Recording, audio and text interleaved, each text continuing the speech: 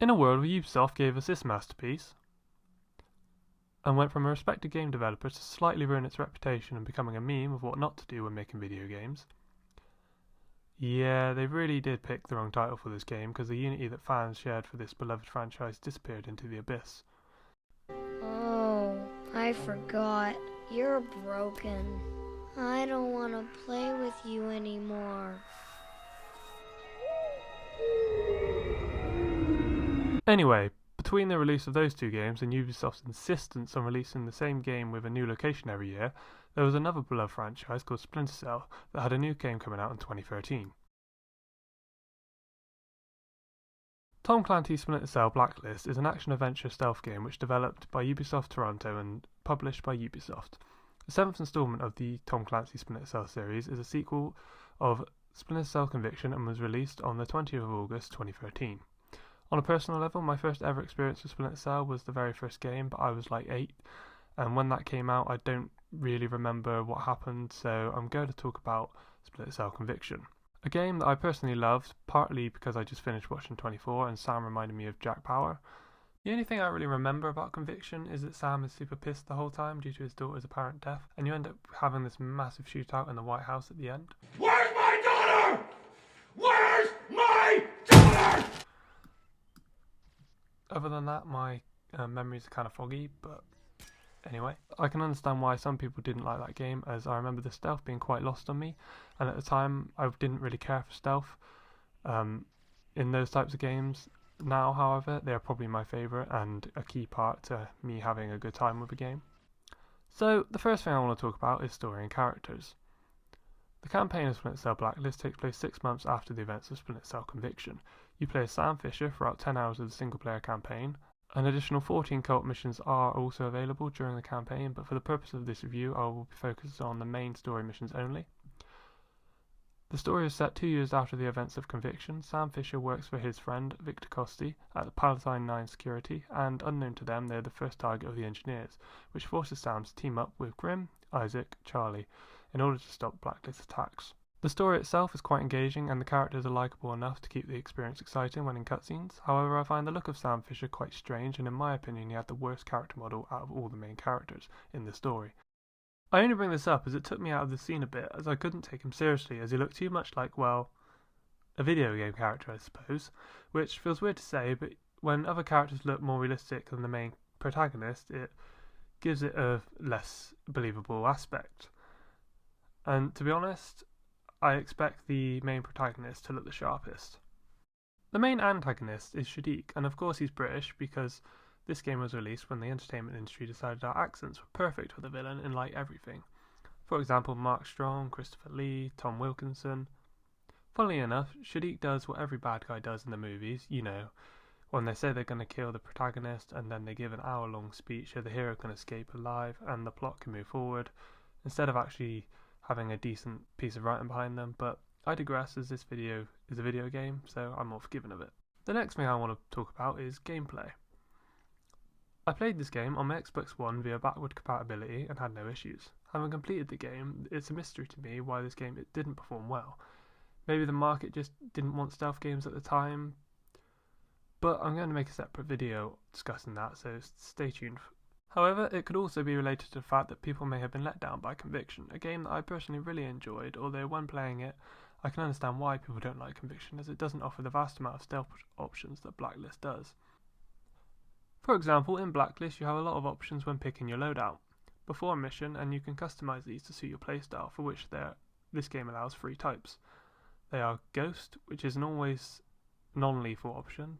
There is Panther, which is my preferred playstyle, which is basically when you use your camera bat, the Indonesian knife that Sam has in this game, and a silenced pistol. Finally, there is the Assault style, which is basically where the game turns into a third-person shooter, but I wouldn't recommend this as the shooting mechanics are quite stiff, which makes this playstyle quite hard to pull off unless you're playing on easy. I was also impressed with the funny characters that seem to go hand in hand perfectly with each other, and the amount of cutscenes that the story has to offer. This is important to me as the story is the number one pull when I play a game. For example, Mafia 2, Last of Us, and Red 4 Dead 1 and 2 are some of my favourite games ever. But that's not to say that the gameplay isn't important, because it is. If the gameplay isn't engaging, then I'm not going to play it. So I was glad that Blacklist had enough to keep me around. However, as mentioned before, the gun mechanics need some work. But the foundations are there. I like the fact that you can climb on a ledge and aim your gun over to shoot over the enemies, and I also like the meter that builds that allows you to execute the execute feature for rewarding kills.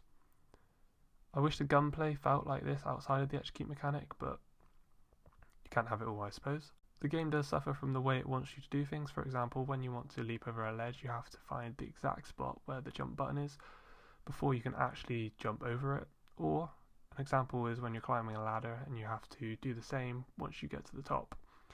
So you get to the top, press A, and then you can vault over. It's nothing major, but it can be annoying when you get into the latter stages of the game. However, the game does allow you to mix and match the gadgets to suit your own personal playstyle. My favourite gadget was the drone that allows you to fly around and take enemies out with a sleep dart. It's a really nice option to have as it allows you to see all enemies before jumping in at the same time, whilst giving you an advantage by taking them out. There was also a sticky camera which allows you to throw a camera to a surface and then attract enemies to it so you can take them out. The sticky camera also comes with free options such as gas, explosions and electrocution. These options give you plenty of ways to play the game and even allow for replayability. However, my only critique with the gadgets is that the game ends up just giving you half of the stuff that you could just buy, so it really came down to patience for me, and I found myself just investing in my pistol as I was using it as the most use of my Panther playstyle, and then I also used the knife quite a lot. The game also benefits from smart AI. I had quite a few instances where I went through a vent and then the AI went to the other side of the vent to stop me coming through. This has definitely made me think more about my approach. For example, the AI are smart enough when it comes to hearing sounds, and I died a lot to begin with on normal difficulty as I adapted to the way that they responded. This kept the game fresh and meant there was more of a challenge as the story progressed. Just on that point of progression though, the campaign does do a good job of providing more variety from time to time as well. For example, sometimes you'll play as different characters but in a way that fits the story. So, one example that comes to mind is the mission where you play as Grim to save Sam and Briggs whilst they're being chased. This broke the campaign up nicely and stopped it from getting repetitive. Another example I can think of is the mission that revolves around you being stealthy and finding a guy in his house in order to gain intel on the engineers. This mission specifically was fun, but if all missions had been like this, I think I would have got bored and it would have got old eventually. Which kind of goes back to my original point about variety in the campaign. It was really well paced and well done. My favourite mission in the campaign, however, was a mission that asked the players to defuse a bomb that had been planted by the engineers. The reason I liked this was because you played in first and third person, as you switched from Sam and Briggs. This gave the game a refreshing way to play at such a late stage of the campaign and meant I was more engaged as a player. I don't really like rating games on a scale of 1 to 10, as it's such a broad spectrum, but I definitely think you should play this game in 2021. I got this for about £4 at my local CEX store, which is similar to GameStop if you're in the US. It is slightly more expensive on Steam, around £16, but if I was on PC I think I'd be happy to pay that too. There's not really that risk as it's such a cheap game now and it's so old that if you love stealth games like Hitman and Splinter Cell, then just go for it, you won't be disappointed. Like I mentioned earlier on this video, I am currently working on a video that will discuss why we haven't seen a new Splinter Cell game since Blacklist, so stay tuned for that, and if you enjoyed the video, please like and subscribe.